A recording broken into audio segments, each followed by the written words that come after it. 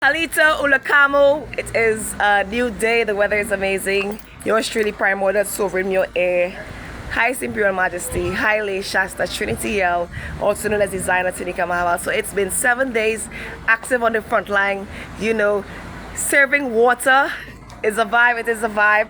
Much love and appreciation to all beings who would have been, supporting and, actually, sharing great love, and even motivation, as in, okay girl, continue doing what you're doing. It's a vibe, and I love and appreciate you all. Much gratitude to every being, much gratitude to my relatives, every single being. All right, so on this day I operate at the base, meaning like in yard. So today I would be focused on seeing what's happening with the plants, seeing what's going on with the pickets, because I have to create some more pickets for the fencing, so that the plants are in a comfortable space, and they enjoying their vibe in their space whilst I also do my thing.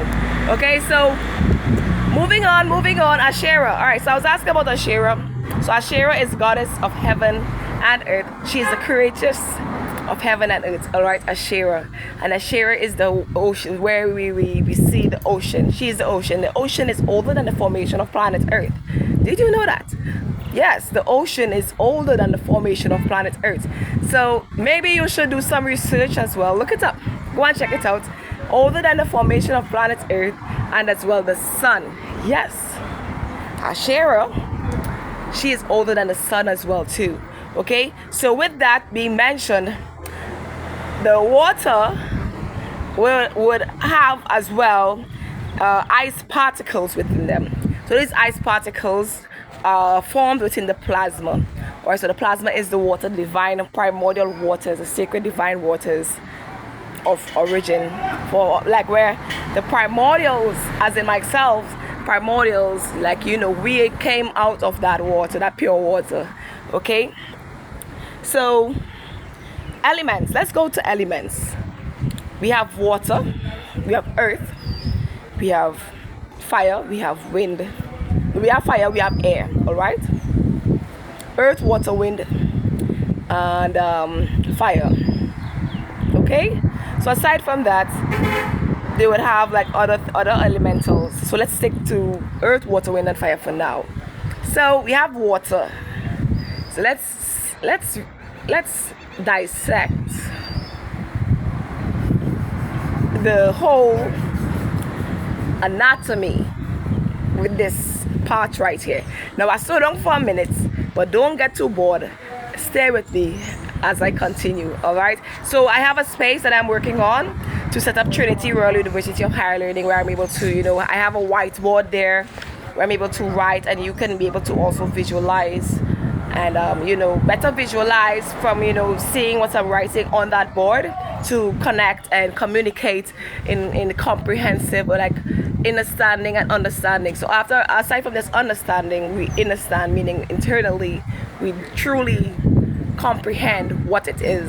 Okay, so yes, Asherah and the elements. So initially the water is here as the base, the water.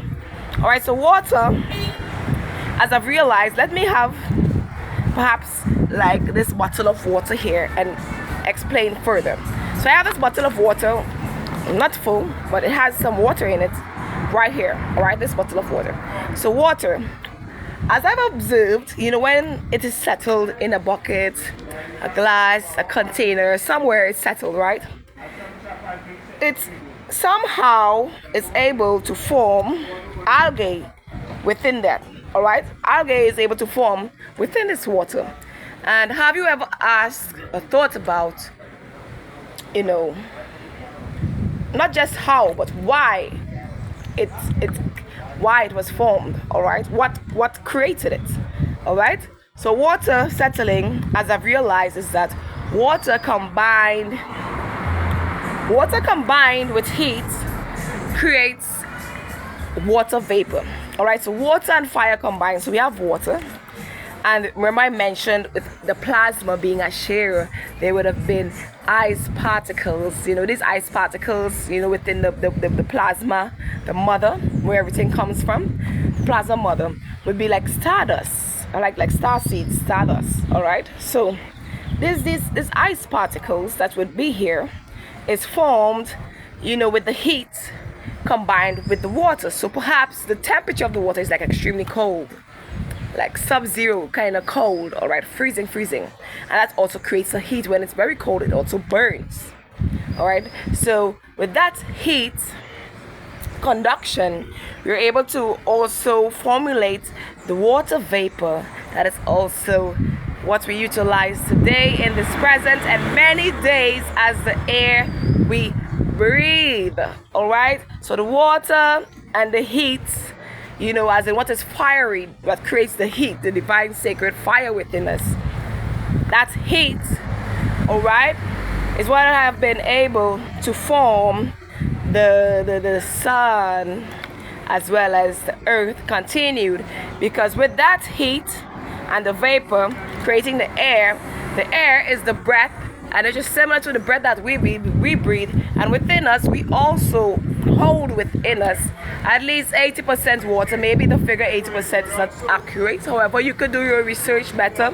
Research is amazing, so don't just take my word for it, do the research.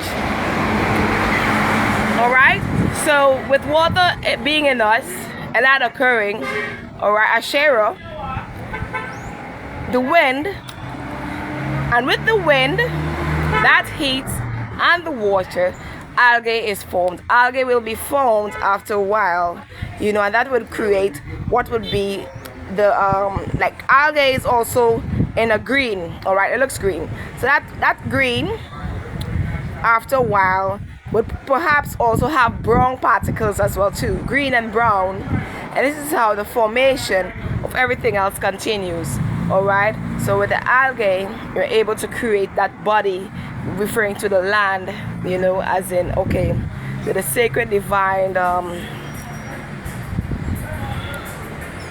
tree coming from a plasma, because the plasma is the placenta and the placenta is the tree of life, divine mother.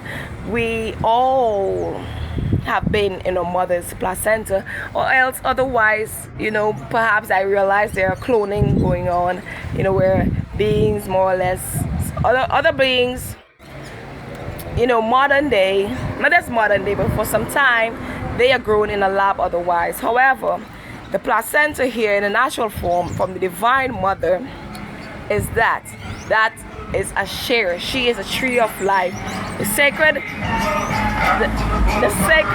mother of where we are here. Asherah Elohim is who I am. I am Nine Ether. Nine Ether referring to the copper coils, and I am copper. Copper is what adds to the electromagnetism, and it's also that is what also added to the copper. So iron, red also symbolizes iron. And something I've realized whilst working in the garden is like, okay, there's a saying I've been hearing for years now: iron sharpeneth iron. And I've also tested this theory whilst cooking. You know, sometimes whilst cooking you might find a knife in the drawer and it mightn't be all that sharp. Whilst you know slicing up some carrots or some sweet pepper, some tomatoes, and not really cutting it properly. So I decided to use another knife, and that really did sharpen it. You know, like they sharpened each other, and yeah, iron sharpened iron.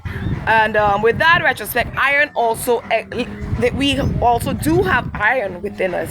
So that iron within us is also some medicine that is like sold at the drugstores, pharmacies, known as ferrous sulfate or trihemic, and this is what also they use to boost iron. Ferrous sulfate are what I remember. Ferrous sulfate or even ferroglobin.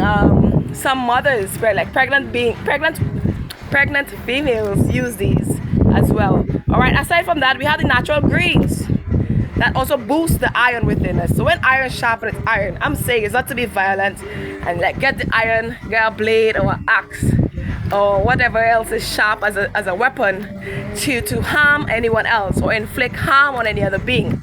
All right, it's not the essence of the primordial, as in who I am, my ancestry, the Nagas, the primordial Amarukhan Muur, Nah, we don't do that.